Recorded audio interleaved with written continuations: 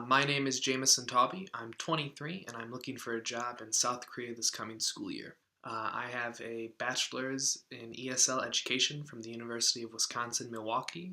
Some teaching experience I have is I've worked in a day camp for a summer where I took care of children and taught various lessons from Bible stuff to craft classes. I worked at a summer camp as the lead counselor, and all that entails taking care of children, watching over the other counselors, teaching things like riflery. I was the youth director at a Salvation Army here in Milwaukee, Wisconsin, where I planned community events such as basketball nights and citizenship classes for immigrants coming into America. I've been substitute teaching for about a year now, and I've really enjoyed it. I've been learning how to come into a situation that I'm not exactly comfortable or even knowledgeable about and just kind of think on my feet and wing it.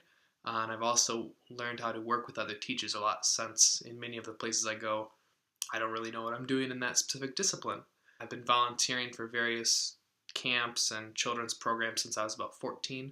So yeah, very, very comfortable around children.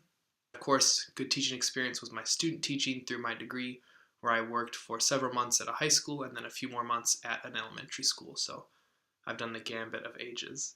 As far as cultural experience goes, I've stayed for a week in the Bahamas where I taught Bible classes on a small island called Eleuthera. I spent 3 months in Kenya traveling around with a team of other people, teaching different Bible studies, going to farms and visiting people, and just being a part of the country.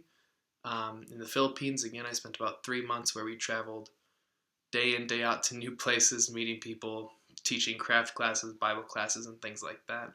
And I've also visited Korea for about a week, so I know I like the area and would be happy to live there.